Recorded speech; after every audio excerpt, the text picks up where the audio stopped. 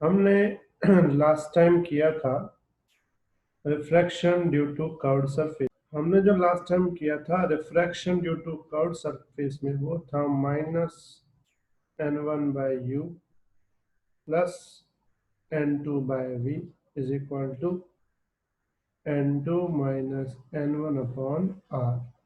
ये था refraction due to curved surface. Clear? आज जो हम पढ़ने वाले हैं उसे बोलते हैं लेंस फॉर्मूला।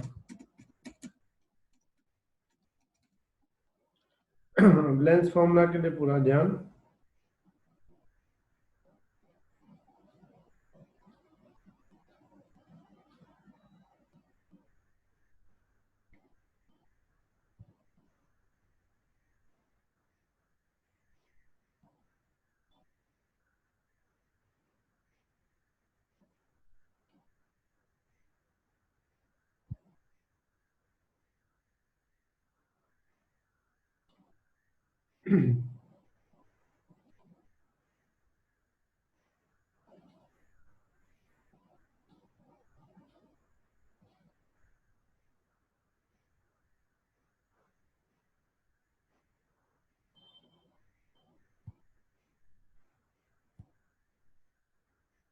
हम ले रहे हैं कॉन्वेक्स लेंस।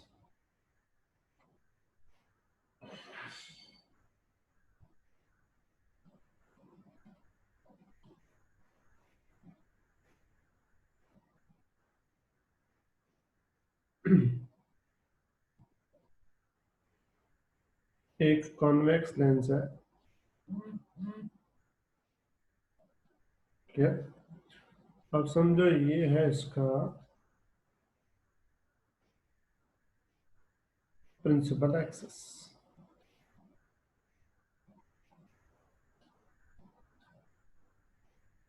यहाँ पे एक ऑब्जेक्ट है ओ, ठीक है। इस ऑब्जेक्ट की एक रे यहाँ से इसमें एंटर हो रही है। तो ये जो पहला सरफेस है ये सरफेस कर्व्ड है। कर्व्ड सरफेस क्या करेगा? इसकी एक इमेज बनाएगा। समझो इमेज बन रही है यहाँ पे।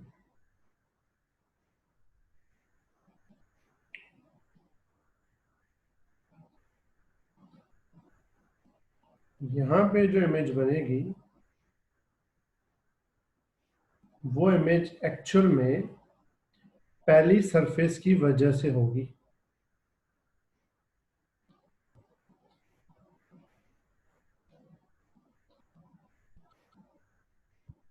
इसका क्या मीनिंग निकलता है वो एक बार देख लो। रे यहाँ पे गई, पहली सरफेस ने उसका रिफ्रैक्ट किया। तो अगर समझो दूसरी सरफेस नहीं होती तो पहली सरफेस की इमेज जो है वो यहां बनती। इसको बोलते हैं आई डैश। लेकिन जब ये रे यहां पहुंचती है तो यहां पे एक और सरफेस है जो फिर से कर्व्ड है। मतलब हमने तो जो रिफ्रैक्शन पढ़ा है वो एक ही कर्व्ड सरफेस पे पढ़ा है, लेकिन यहाँ पे कर्व्ड सरफेस दो हो गई।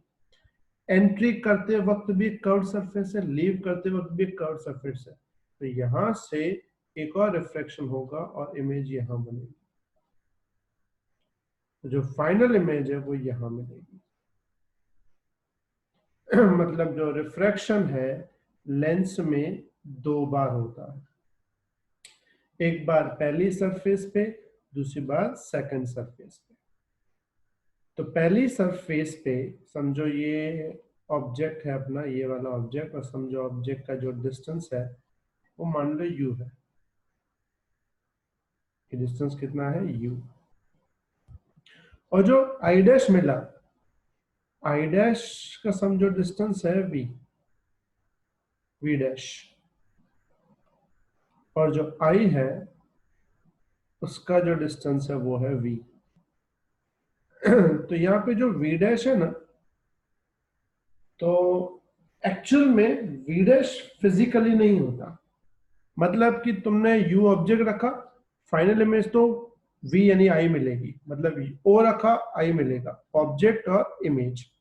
i डैश जो है ना इसको बोलते हैं इंटरमीडिएट इमेज। क्या बोलते हैं आई डैश को? इंटरमीडिएट इमेज, जो सिर्फ और सिर्फ मैथमेटिकल पर्पस के लिए हमने बनाया है, बाकी इसका एक्चुअल कोई मीनिंग होता नहीं है। मतलब ये इमेज सिर्फ पहला सरफेस ही बनाएगा, दूसरा सरफेस उस इमेज को एज अ ऑब्जेक्ट लेके एक फाइनल इमेज बनाएगा। मतलब यहां पे ये ऑब्जेक्ट है, पहली सरफेस क्या करेगी?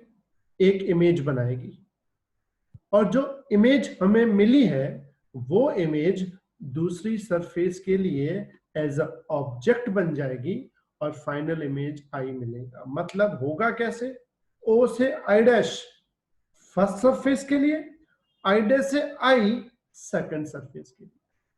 मतलब लेंस के अंदर रिफ्रैक्शन दो बार होता है।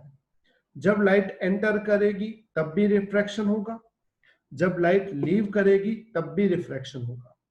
तो जब एंटर करेगी उस वक्त रिफ्रैक्शन में जो इमेज बनती है उस इमेज को बोलते हैं इंटरमीडिएट इमेज। इसका मतलब यहाँ पे जो आई डैश है उस आई डैश को हम क्या नाम देंगे? उसको बोलेंगे इंटरमीडिएट इमेज। और ये इमेज हमको दिखेगी नहीं, हमको तो फाइनल वी दिखेगा, लेकिन पहली सरफेस अगर सिर्फ अकेली पहली सरफेस होती तो हमको इंटरमीडिएट इमेज दिखती। बात समझ में आई बेटा? यहां तक एवरीवन क्लियर? हाँ सर। तो फिर से सर सुन लो, लेंस में दो बार रिफ्रैक्शन होता है। एक बार रे जब एंटर होती है तब रिफ्रैक्शन होता है, एक बार जब रे लीव करती है तब रिफ्रैक्शन होता है। तो पहले रिफ्रैक्शन की जो इमेज बनती है, पहले रिफ्रैक्शन की जो इमेज बनती है वो दूसरे रिफ्रैक्शन के लिए ऑब्जेक्ट की तरह बिहेव करेगी। मतलब पहले ऑब्जेक्ट यू है, इमेज वी डैश है, बाद में इमेज जो है वो वी होगी लेकिन ऑब्जेक्ट वी डैश बन जाएगा। Everyone clear? सर हाँ बेटा बोलो। सर सर हाँ, इसमें मेन इमेज अगर आ रही है आई, तो फिर सर आई डैश का काम क्या होता है? मैंने वही बोला ना, हमें वी तक पहुंचने के लिए बीच में आई डैश का सहारा लेना पड़ेगा, डायरेक्ट हम वी तक नहीं पहुंच पाएंगे। हाँ, डेरिवेशन हो जाए उसके बाद इंटरमीडिएट इमेज का कोई काम रहता नहीं है, लेकिन यू से डायरेक्ट वी को हम रिलेट नहीं कर सकते। हम यू को पहले किससे रिलेट करेंगे? वी डैश से। वी डैश को किससे रिलेट करेंगे? वी से। फिर यू और वी को रिलेट करेंगे। बात समझ में आई? मतलब यू से भी डायरेक्ट रिलेट हाँ हम सर। नहीं कर सकते, क्योंकि यहाँ पे रिफ्रैक्शन कितनी बार होता है? दो बार। पहली बार रिफ्रैक्शन के लिए भी यही वाली फॉर्मूला लगेगी, दूसरी वाले के लिए भी यही लगे, लेकिन फर्क ये होगा पहली में n1 से n2 और दूसरी में n2 से n1। मतलब फॉर्मूला ये लगेगी refraction due to curved surface, लेकिन पहली बार जब लगेंगे तो n1 से n2, दूसरी बार n2 से n1। आई बात समझ में? Yes sir. अब पूरा ध्यान, as shown in figure, consider a convex lens having radii of curvature of both sides is R1 and R2, and its refractive index is N2. It is placed in a medium of refractive index N1, which is less than N2. Got it? यहाँ तक किसी को doubt? समझ में आया?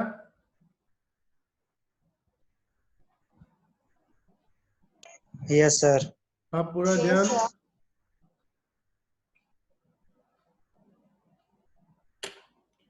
now a point object object placed at a distance u from lens, and a ray from object gets reflected from first surface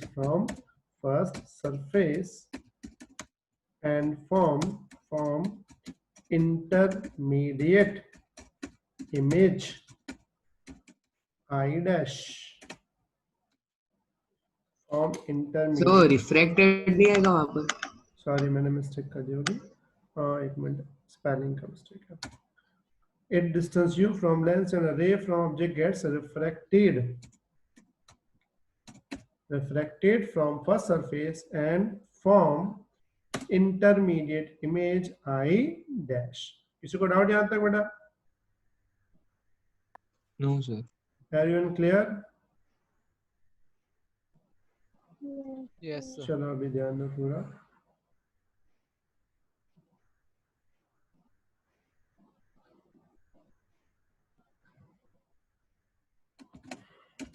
According to formula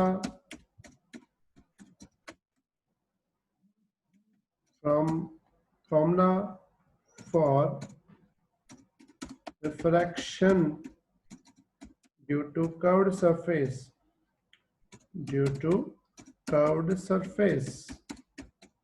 तो formula हमने पढ़ी थी कर्व्ड सरफेस के लिए, क्या थी याद है?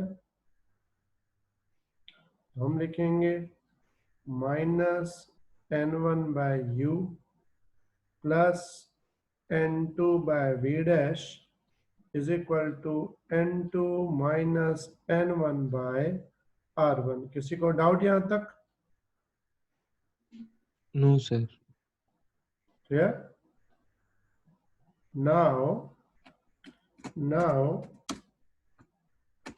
a ray is refracted from second surface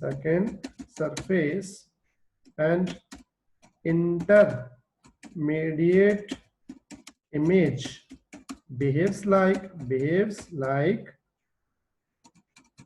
object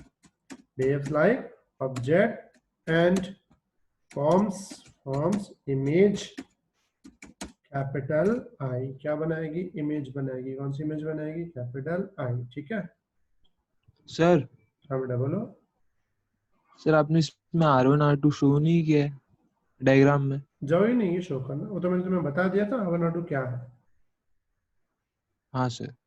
तो अब जो रिफ्रैक्शन होगा उसकी फॉर्मूला लिखेंगे -n2/v dash plus n1/v is equal to n1 minus n2/r2. पता चला ये कैसे आया? Yes, sir. क्योंकि दूसरी हाँ, सर. बार n2 में से n1 गए, मतलब जहां जहां फॉर्मूला में n1 होता है वहां वहां n2, जहां जहां n2 था वहां वहां n1. बात समझ में आई सबको? Everyone clear? Now add equation 1 and 2. चलो 1 और 2 को हम क्या कर देते हैं? ऐड कर देते हैं. अब ऐड करेंगे 1 और 2 को तो क्या मिलेगा? -n1/u plus n2/v dash minus n2/v dash plus n1/v is equal to n2 minus n1/r1 plus n1 minus n2/r2. चलो मुझे बताओ क्या कैंसिल हो जाएगा? ये कैंसिल हो जाएगा. तो इन दोनों में से n1 हाँ, को सर. निकालो. n1 minus 1/u plus 1/v is equal to n2 minus n1 bracket में 1/r1 minus 1/r2. पता चला ये प्लस में से माइनस कैसे वो पता चला? हाँ सर। क्योंकि ये n2 माइनस n1 या n1 माइनस n2, तो उसको उल्टा करेंगे तो आगे माइनस आ जाएगा, ठीक है। तो फॉर्मूला बन जाएगी minus 1/u plus 1/v is equal to n2 minus n1 upon n1, bracket में क्या आएगा 1 upon r1 minus 1 upon r2। Got it. तो इस फॉर्मूला को बोलते हैं हम लेंस फॉर्मूला। यहाँ तक किसी को doubt?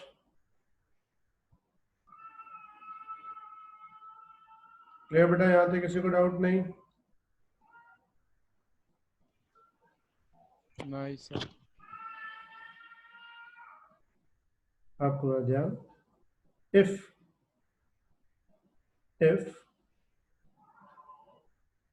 u is equal to infinity, तो बताओ इमेज कहाँ बनेगी? फोकल लेंथ पे बनेगी। हाँ सर। तो फॉर्मूला बन जाएगी minus 1 upon infinity plus 1 upon f is equal to n2 minus n1 upon n1, bracket में 1/r1 minus 1/r2। Got it. तो इसको लिख सकते हैं 1 upon f equals to n2 minus n1 upon n1, bracket में 1 upon r1 minus 1 upon r2। Clear. ये जो ऊपर वाली फॉर्मूला बने हमको, the above formula is known as lens maker's formula। क्या बोलते हैं इसको हम? Lens makers formula. Lens makers क्या बेटा? मतलब सर अभी आपने बोला ना तो बहुत देर के बाद लिखा हुआ है। हाँ सर। अब ठीक है, अब आया कंप्लीट। हाँ अभी ठीक है सर। तो क्या लिखा है मैंने? The above formula is known as lens makers formula. Lens makers ये वर्ड यूज करते हैं, उसका मीनिंग क्या है कि इसमें ना कोई भी लेंस बनाना होता है ना, तो लेंस बनाने के लिए फोकल लेंथ इन चीजों पर डिपेंडेंट होती है। अब इसमें जो n2 है वो नॉर्मली फिक्स्ड होता है 1.5, क्योंकि मोस्ट ऑफ लेंसेज ग्लास के बनते हैं, तो ये तो 1.5 है। और हम लेंस यूज करते हैं एयर में, तो n1 जो है वो वैल्यू 1 होती है, n2 1.5, n1 फिक्स है 1, तो ये आंसर क्या हो जाएगा 1.5 माइनस 1 अपॉन 1, यानी 0.5 आया। मतलब ये वैल्यू Yes. फिक्स्ड है 0.5 आती है। मतलब अगर फोकल लेंथ तुम्हें बदलनी हो तो फोकल लेंथ डायरेक्ट किस पे डिपेंड करेगी? R1 और R2 पे। तो मतलब किसी भी फोकल लेंथ का लेंस बनाने के लिए वो हमेशा किस चीज को ध्यान में रखते हैं? Radius of curvature. बात समझ में आई सबको? सर यहाँ R2 क्या है? देखो दो कर्व सरफेस है ना, एक ये वाली, उसका रेडियस ऑफ कर्वेचर R1, और जो दूसरी वाली उसका radius of curvature R2।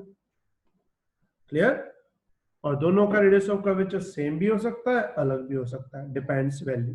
Clear. किसी को डाउट अभी भी? अच्छा, तो लास्ट फॉर्मूला तुम्हें याद रखनी है ये वाली, minus 1/u plus 1/v is equal to 1/f is equal to n2 minus n1 upon n1, bracket में 1 upon r1 minus 1 upon r2। Clear. ये होगी तुम्हारी फाइनल फॉर्मूला। Got it?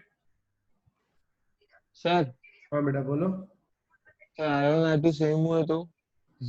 जब हमने टाइप्स ऑफ लेंसेज पढ़े थे तब मैंने तुम्हें लिखवाया था R1 पॉजिटिव और R2 नेगेटिव कब कब लेना है। याद है बेटा गौरव?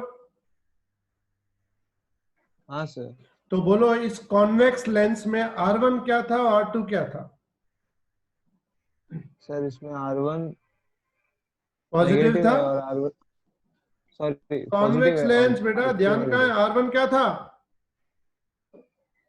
पॉजिटिव और R2 नेगेटिव। तो अगर मैं R2 या नेगेटिव डालूंगा तो माइनस माइनस क्या हो जाएगा? प्लस तो क्या दोनों कट हो जाएंगे अगर सेम हुए तो? No sir. बात समझ में आई? तो किसी भी हालत में R1 R2 आपस में कभी कट नहीं हो सकते। अगर लेंस कॉनकेव हुआ तो, if lens is concave then what? तो उल्टा हो जाएगा R1 सर। नेगेटिव होगा, R2 पॉजिटिव होगा, तो दोनों की साइन माइनस होगी तो माइनस कॉमन निकाल के अंदर तो एडिशन ही होगा। इसलिए R1 R2 कभी भी आपस में कैंसिल नहीं हो सकते। समझ में आई बात बेटा? हाँ सर।